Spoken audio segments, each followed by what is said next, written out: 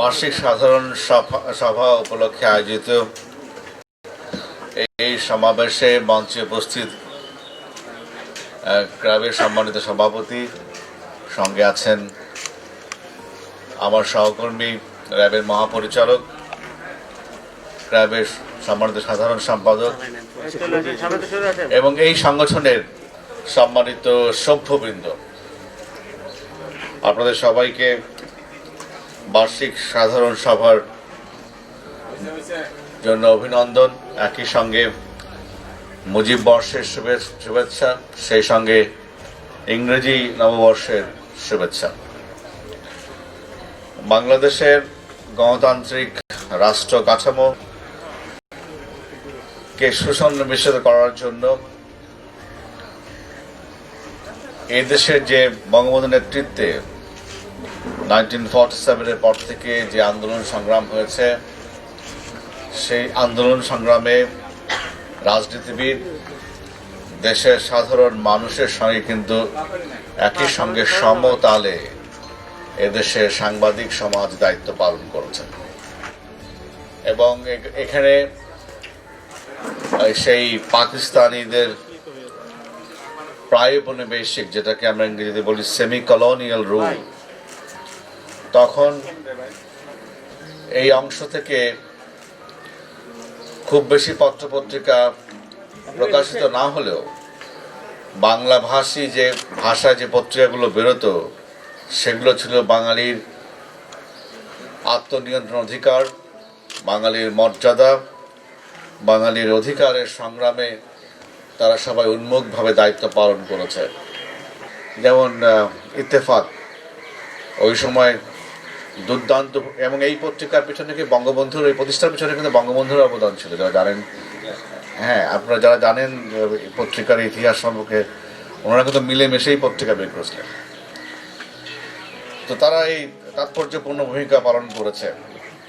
আবার একই সঙ্গে স্বাধীনতা যুদ্ধের সময় আমাদের সাংবাদিক কমিউনিটি গুরুত্বপূর্ণ ভূমিকা পালন করেছে, তাদের কলম যুদ্ধ চলেছে। স্বাধীনতা উত্তরকালেও আজকে আমরা যেখানে এসে পৌঁছেছি, এর পেছনেও আমাদের সাংবাদিক বন্ধুদের একটা বিরাট গঠনমূলক ভূমিকা রয়েছে। সে কারণে আমাদের দেশের অন্য 10টা পেশার মতো এই পেশাটি অত্যন্ত গুরুত্বপূর্ণ হিসাবে পরিগণিত হয়ে আসছে। আমরা যারা সরকারের, রাষ্ট্রের কর্মচারী হিসাবে দায়িত্ব পালন করি, নির্বাহী বিভাগে দায়িত্ব পালন করি, প্রশাসন কিংবা ল এনফোর্সমেন্ট, এবং সেক্ষেত্রেও আমরা সাংবাদিক বন্ধুদের সঙ্গে কাঁধে কাঁধ মিলিয়ে কাজ করি। বিগত 50 বছরে শুধুমাত্র যে আমি আমার পেশার কথাই বলছি, কিন্তু বলতে গেলে আসলে তো এই যে রিপোর্টিংটা শুধুমাত্র ল এনফোর্সমেন্টের মধ্যে সীমাবদ্ধ না, রিপোর্টিং তো সব কিছু নিয়েই রিপোর্টিং হয়। সো এটার মধ্যে ল এনফোর্সমেন্টের একটা অংশ, আর এই ক্রাইম হচ্ছে এই ল এনফোর্সমেন্টের সঙ্গে জড়িত অংশ, এই পেশা যারা আমাদের সঙ্গে একই ফিল্ডে কাজ করে, এবং সে কারণে আমাদের দীর্ঘদিন একত্রে কাজ করার অভিজ্ঞতা রয়েছে। এবং আমাদের লক্ষ্য হচ্ছে যে এমন একটা বাংলাদেশ যেখানে অ্যাক্সেস টু জাস্টিস থাকবে উন্মুক্ত সবার জন্য। আমরা একটা সমাজ কায়েম করতে চাই, রাষ্ট্র ব্যবস্থা কায়েম করতে চাই, যেটি গণতান্ত্রিক চেতনা এবং মূল্যবোধের উপর প্রতিষ্ঠিত, এবং এখানে প্রতিটি মানুষ তার সাংবিধানিক অধিকার ভোগ করবেন, এবং প্রতিটি মানুষ যখনই কোনো অন্যায্য পরিস্থিতির মুখোমুখি হবেন, তখন এই দেশের প্রচলিত সংবিধান, এদেশের আইন, এদেশের বিচার ব্যবস্থা, এদেশের প্রশাসনিক ব্যবস্থা সব কিছু তাকে মিলে রাষ্ট্র তাকে সহায়তা করবে, এবং রাষ্ট্র এবং সমাজ মিলে আমরা এই ধরনের একটি সমাজ ব্যবস্থা, রাষ্ট্র ব্যবস্থা কায়েম করতে চাই। গতকাল যেটি মাননীয় প্রধানমন্ত্রী বলেছেন, সে কথাটি বারবার বলতে চাই যে গত 50 বছরে আমরা এসেছি অনেক দূর, কিন্তু যেতে হবে বহুদূর, এবং সেই যাত্রায় আমাদেরকে সবাইকে এই দীর্ঘ যাত্রার জন্য মানসিকভাবে প্রস্তুত থাকতে হবে এবং লক্ষ্য থেকে কোনো ক্রমেই বিচ্যুত হওয়া যাবে না। আমাদের কোনো একটা প্রজন্মকে অবশ্যই পরবর্তী প্রজন্মের সুবর্ণ ভবিষ্যৎ রচনার জন্য আত্মত্যাগ করতে হবে এবং সেই আত্মত্যাগের জন্য সম্ভবত ঐতিহাসিক দায়িত্বটি বর্তিয়েছে বর্তমান প্রজন্মের উপর। এবং আমরা বলতে পারি বর্তমান প্রজন্মের সবাই আমাদের যারা পূর্বসূরি ছিলেন তারা যে অবদান রেখে গেছেন বাংলাদেশ নামক রাষ্ট্র রচনার ক্ষেত্রে, তাদের যে অবদান সেই অবদানের ধারাবাহিকতায় চলতি প্রজন্ম দায়িত্ব পালন করছেন যাতে করে আমরা আমাদের সন্তানদের জন্য পরবর্তী প্রজন্মের জন্য সুবর্ণ সময় রেখে যেতে পারি। মাননীয় প্রধানমন্ত্রী যে রূপকল্প 41 কথা বলছেন সেটি কিন্তু মাত্র আর 21 বছর বাকি। সময়ের পরিক্রমায় এটি খুব দীর্ঘ সময় নয় এবং আমরা মনে করি যে গত 12 বছরে যে অর্জন হয়েছে সেটি শুধুমাত্র আমরা মনে করার বিষয় নয়, এটা হচ্ছে সমস্ত বিশ্ব অনুভব করছে যে আমরা গত 12 বছরে আগে ছিলাম আমরা 48তম অর্থনীতি, সেখান থেকে আমরা কিভাবে 36তম হয়েছে, এখন আমাদের সামনে 24তম অর্থনীতি হওয়ার সম্ভাবনা সামনে উকি দিচ্ছে। আমাদের আফসোস যে আমরা আমাদের ভালো খবরগুলো আমাদের কাছ থেকে পাই না। আমি বারবার কথাটা বলি, সে ভালো খবর পাই হচ্ছে বাইরে থেকে।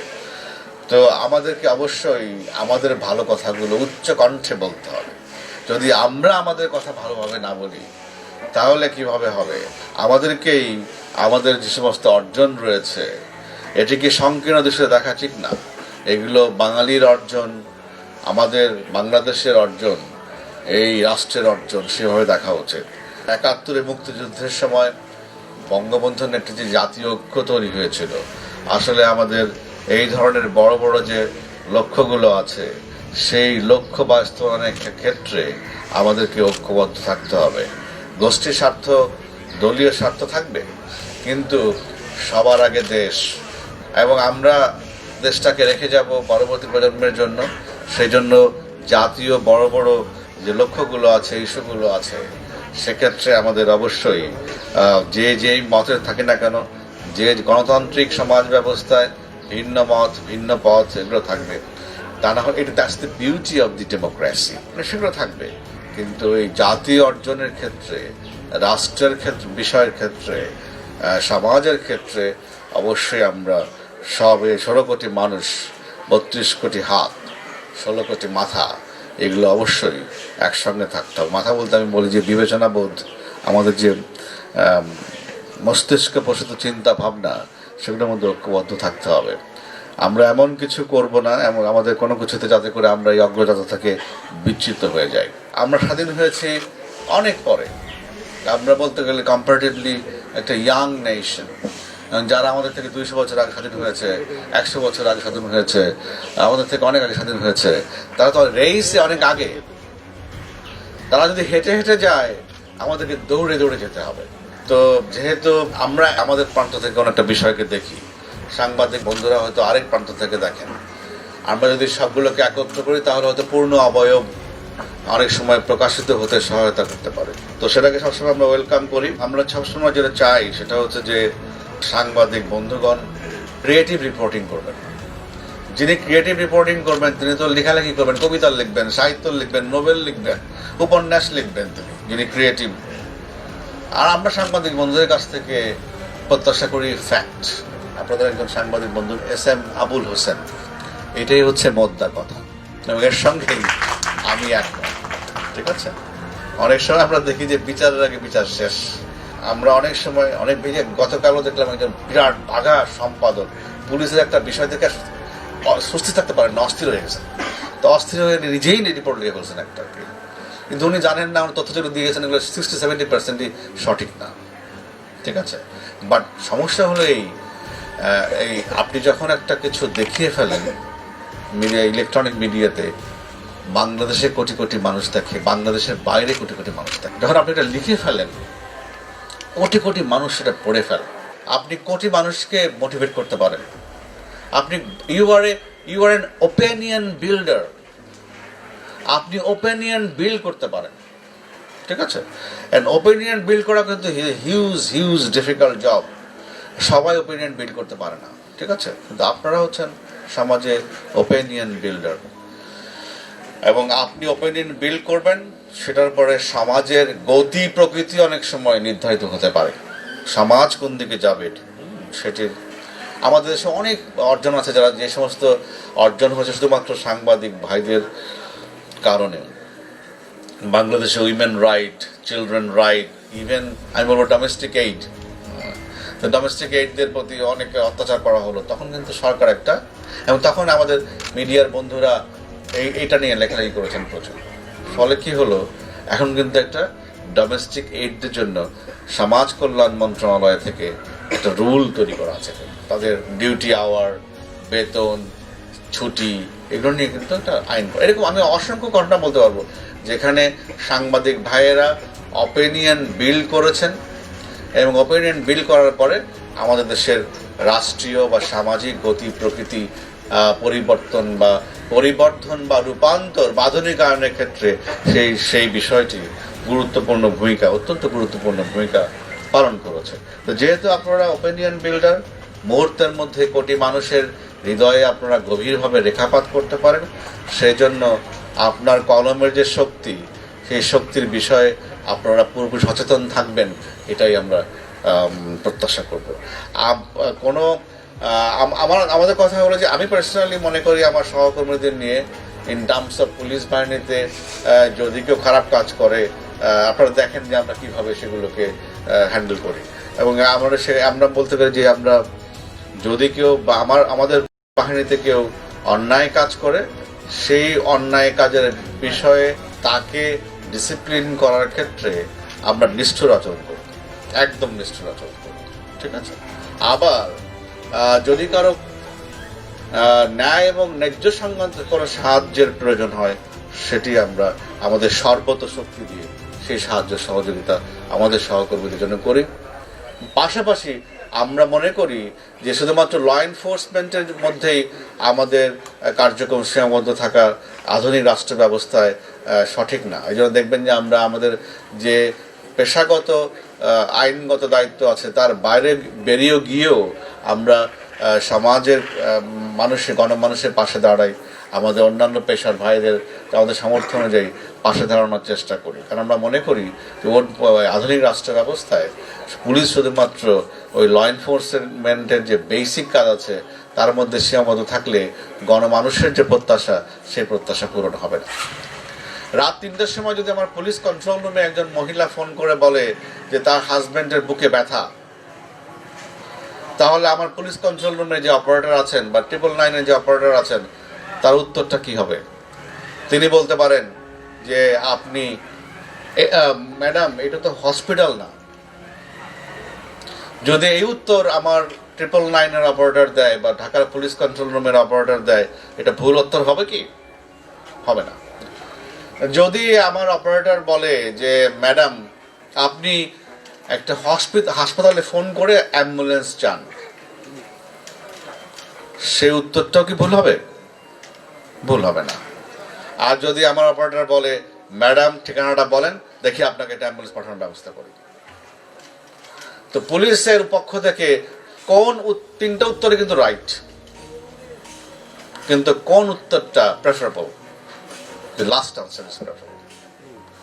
So এই যে আরো একটা বিষয় হচ্ছে যে যত বেশি আমরা অর্থনৈতিকভাবে অগ্রসর হচ্ছি, তত বেশি অর্থনৈতিক অভিঘাতের কারণে আমাদের পূর্বের যে সামাজিক ব্যবস্থা ছিল, কাঠামো ছিল, পরিকাঠামো ছিল, সেটি মুহূর্তে ভেঙে যাচ্ছে। তো যত বেশি আমাদের এই সামাজিক পুরনো কাঠামোগুলো ভাঙবে, তত বেশি মানুষ সামাজিকভাবে বিচ্ছিন্ন হয়ে পড়বে, যেটাকে বলে ইংরেজিতে সোশ্যাল এলিয়েনেশন। এবং সোশ্যাল এলিয়েনেশন, যত বেশি আমরা সোশ্যালি এলিয়েনেটেড হব, তত বেশি আমরা কিন্তু সামাজিকভাবে একক ব্যক্তি অবস্থানের ক্ষেত্রে দুর্বল হয়ে যাই আমরা। এবং অর্থনৈতিক অভিঘাত আমাদেরকে এত বেশি জীবন বিমুখ করে ফেলে। আপনি যে বাসায় থাকেন, উল্টা দিকের ফ্ল্যাটে কে থাকে আমরা জানি না, মাথার উপরে কে থাকে আমরা জানি না। তো ফলে কি হয়, আমরা খুব একা। আর এই একাকিত্বের কারণে আধুনিক সমাজ ব্যবস্থায় পুলিশের যে কাছে মানুষের ডিমান্ড অনেক অনেক বাড়তে শুরু করেছে। গণতান্ত্রিক সমাজ ব্যবস্থাগুলোতে এই এক্সপেকটেশনগুলো পুলিশের উপর বেড়ে যাচ্ছে এবং আমার দেশেও এটা ব্যতিক্রম না। এবং বাংলাদেশ পুলিশ বাহিনীকে অবশ্যই সেই অ্যাডিশনাল রেসপন্সিবিলিটি নেওয়ার জন্য এখনই নিজেদেরকে প্রস্তুত করতে হবে। আর হয়তো আমরা সার্ভিসে থাকাকালীন সময় তো আর আমরা সেই 2041 সালের আধুনিক এবং ধনী রাষ্ট্র হিসাবে এই পদে থেকে বা চাকরিতে থেকে দেখতে পারবো না, বাট তারপরে যারা আমাদের আসছেন তারা দেখবেন যে আমরা এখন তাদেরকে বলতে শুরু করেছি, দেখো আমরা হয়তো গরিব রাষ্ট্রে শুরু করেছিলাম, এখন ধনীর দ্বার প্রান্তে শেষ করে যাব। তোমরা যখন চাকরি থেকে রিটায়ার করবে তখন কিন্তু বাংলাদেশ ধনী দেশ, বাংলাদেশ আধুনিক দেশ। সো তোমরা ট্রানজিশনাল টাইমে পুলিশে ঢুকছো, কিন্তু তোমাদেরকে নিজেদেরকে প্রস্তুত করতে হবে 2041 অ্যান্ড বিয়ন্ড, তাহলে তোমাদেরকে প্রস্তুত করতে হবে। আমরা সেই লক্ষ্যেই কাজ করার চেষ্টা করছি। আমরা কয়েকটা সুনির্দিষ্ট বিষয় নিয়ে কাজ করার চেষ্টা করছি। একটা হলো পুলিশে যে দুর্নীতি যে বিষয় আছে, গতকাল মাননীয় প্রধানমন্ত্রী কথা বলেছেন, দুর্নীতির বিরুদ্ধে কথা বলেছেন, এবং কে কবে কি করবে সেটার জন্য আমরা বসে থাকতে চাই না। আমরা আমাদের ঘর থেকে শুরু করতে চাই। We want to clean Bangladesh police, এবং এটা লাইক দিস হবে মনে করি না। এটা একটা বিশাল যুদ্ধ, ঠিক আছে? এটা ব্যাটল না, এটা হচ্ছে ওয়ার। তো আমরা এই দীর্ঘমেয়াদী যুদ্ধের জন্য আমরা প্রস্তুত। আমরা চেষ্টা করছি ক্লিন করার জন্য। আমরা এই ক্লিন করার প্রচেষ্টা অব্যাহত থাকবে, দুইভাবেই থাকবে। একটা হচ্ছে মোটিভেশনাল অ্যাক্টিভিটি, আর একটা হল ডিসিপ্লিনারি অ্যাক্টিভিটি। দুভাবেই আমরা করব। 2 নম্বর হচ্ছে পুলিশ ব্রুটালিটি। এটাও আমরা চাই না যে পত্রপত্রিকায় পুলিশ ব্রুটালিটি নিয়ে, মিডিয়াতে পুলিশ ব্রুটালিটি কোনো ধরনের নিউজ খবর ছাপা হোক। আমরা খবর হতে চাই না, ব্রুটালিটি সংক্রান্তে আমরা খবর হতে চাই না। তো সেজন্য আমরা কাজ করছি। এবং কারণ কি, পুলিশের কাছে মানে আমি বলি যে অসীম আইনগত ক্ষমতা আছে। যেখানে তোমার কাছে আইনগত ক্ষমতা আছে, কেন তোমাকে মাসলের শক্তি প্রয়োগ করতে হবে? মাসের শক্তি করার দরকার নেই, মাথার শক্তি প্রয়োগ করো, বিবেকের শক্তি প্রয়োগ করো, আইনের শক্তি প্রয়োগ করো, বিবেচনার শক্তি প্রয়োগ করো। Why to use your muscle? Why to use your physical force? আমার দরকার নেই তো। কারণ আমার কাছে রাষ্ট্র আমার কাছে অবারিত আইনের ক্ষমতা দিয়ে রাখছে। আমি জনগণ আমাকে অবারিত আইনের ক্ষমতা দিয়েছে। রাষ্ট্র যে ক্ষমতা দেয় জনগণের পক্ষ দেয়। তো সেটা যেহেতু তোমার কাছে রয়েছে, তুমি কেন শারীরিক ক্ষমতা ব্যবহার করবা? শারীরিক ক্ষমতা সেই ব্যবহার করে যার মানসিক ক্ষমতা নাই, আইনগত ক্ষমতা নাই, বুদ্ধির ক্ষমতা নাই, সেই শারীরিক ক্ষমতা বা লজিক্যাল ক্ষমতা নাই, র্যাশনালিটিটা যার মধ্যে নাই, সেই হচ্ছে ফিজিক্যাল শক্তি প্রয়োগ করে। আমরা এ থেকেও বেরিয়ে আসতে চাই এবং সেজন্য আমরা কাজ করছি। এবং আমরা আমাদের সমস্ত ভালো কাজে সাংবাদিক বন্ধুদের উৎসাহ চাই। এবং আমাদের যদি কেউ কোনো খারাপ কাজ করে, আমরা যদি কোনো খারাপ কাজ করি, সেটাও আপনারা ফ্যাক্ট, বস্তুনিষ্ঠ ফ্যাক্ট তুলে ধরবেন এবং ধরে আপনাদেরকে সবসময় এইটাকে স্যালুট করি আমরা। ক্রমাগত আপনারা যদি বস্তুনিষ্ঠ ফ্যাক্ট যখনই তুলে ধরবেন, সে কারণে তখনই আমরা আপনার সেটাকে অবশ্যই আমরা শ্রদ্ধার সঙ্গে সেগুলোকে আমরা অ্যাকসেপ্ট করার সাহস আমাদের রয়েছে, সেটা আপনাদের বলতে পারি। আগামী দিনগুলোতে আমরা অতীতে যেভাবে একসঙ্গে কাজ করেছি, আমরা এই সাংবাদিক পেশা এবং ল এনফোর্সমেন্ট পেশার যেহেতু আমাদের ফিল্ড, এই যে specially those who work in the field of crime reporting, তাদের তো এরিয়া একটাই। তো সেক্ষেত্রে আমরা আগামী দিনগুলোতেও এই দেশের প্রয়োজনে, এদেশের গণমানুষের প্রয়োজনে, রাষ্ট্রের প্রয়োজনে, সমাজের প্রয়োজনে আমরা হাতে হাত ধরে, কাঁধে কাঁধ মিলিয়ে একসঙ্গে কাজ করব। এবং সেক্ষেত্রে আমি মনে করি কোনো ধরনের কোনো ব্যারিয়ার আছে বলে আমি মনে করি না। আপনি দেখবেন যে বিশেষ করে আমি যখন কমিশনার হিসাবে টেক ওভার করি 2010 সালে পুলিশ কমিশন, তখন থেকে কিন্তু আমি চেষ্টা করেছি সাংবাদিকদের সঙ্গে একটা প্রোঅ্যাক্টিভ রিলেশনশিপ তৈরি করার জন্য এবং সাংবাদিকদের সঙ্গে একটা প্রাতিষ্ঠানিক সম্পর্ক তৈরি করার জন্য। আমি যোগদানের 2 দিনের মাথায় কিন্তু ডিএমপি মিডিয়া সেন্টার করেছি, because I wanted to be proactive. আমি সবসময় চাই যে engagement with the reporters and the journalist should be proactive and it should be institutional. এখন এই যে আমাদের পুলিশ হেডকোয়ার্টারে সাংবাদিকদের ভালো ব্যবস্থা নাই, তো এটাও আমি চেষ্টা করছি। বাবুপুরে একটা ফাঁড়ি ছিল, আপনারা অনেকে জানেন। তো ওই ফাঁড়িটাকে আমরা চিন্তা করছি যে এখানে আমরা যদি একটা 4তলা বিল্ডিং করতে পারি, নিচ দিয়ে 2 তলা আমরা সাংবাদিকের জন্য করলাম, আর উপরে 2 তলা আমাদের ফাঁড়ি বা অন্যান্য স্টাবলিশমেন্ট হতে পারে, সেটা চিন্তা করছি আমরা। এবং এটা আমি চেষ্টা করব আমার মেয়াদের মধ্যে একটা কিছু করে যাওয়ার, যাতে করে এই যে পুলিশের কোয়ার্টারে আমাদের সাংবাদিক বন্ধুদের যে সমস্যা হয় সেগুলো তারা আরও বর্তমান যে ফ্যাসিলিটি আছে তার থেকে তারা আরও ভালো ফ্যাসিলিটি ভোগ করতে পারবেন। আমাদের সাংবাদিক ভাইদের পেশাগত দায়িত্ব পালনের জন্য যে কোনো ন্যায় এবং ন্যায্য, আইনসঙ্গত এবং কল্যাণমূলক প্রয়োজনে আমরা সবসময় আপনাদের সঙ্গে থাকবো।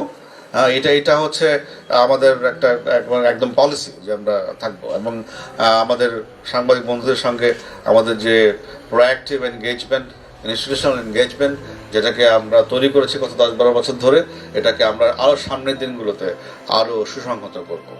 একই সঙ্গে শেষ করি, আমাদের যারা ফ্রন্টলাইন ফাইটার্স ছিলেন করোনা যুদ্ধে, এখনও আছেন ফ্রন্টলাইন ফাইটার্স, এই ল এনফোর্সেস, অ্যাডমিনিস্ট্রেটর্স, ডক্টর্স, মিডিয়া ওয়ার্কার্স, এই যারা আমাদের দেশের যারা ফ্রন্টলাইন ফাইটার্স ছিলেন তো এবং এখনও আছেন, যারা আত্মাহুতি দিয়েছেন, তাদের আত্মার মাগফিরাত কামনা করি।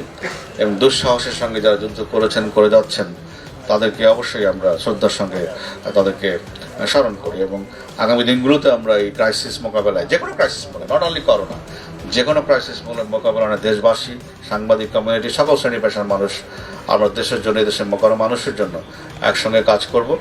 এবং আমরা আপনাদের যে কোনো ন্যায্য কল্যাণমূলক কাজের সঙ্গে আছি।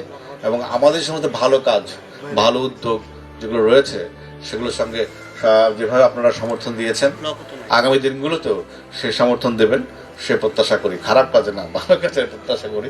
এবং এই সমর্থন অব্যাহত থাকবে, এটি সেই আশাবাদ ব্যক্ত করছি। এবং আমাকে এবং আমাদের ডিজি র্যাব মহোদয়কে আপনাদের এই অনুষ্ঠানে আমরা প্রত্যেকবারই আগেও আসছি, কত এজিমা আই রিমেম্বার আই কেম, আমি গত 10-12 বছর ধরেই আপনাদের এই অনুষ্ঠানে আসছি। তো আজকেও আমাকে আমন্ত্রণ জানানোর জন্য আপনাদের কাছে গভীর কৃতজ্ঞতা। এবং শেষ করছি, ভালো থাকবেন সবাই, নিরাপদে থাকবেন সবাই। Thank you.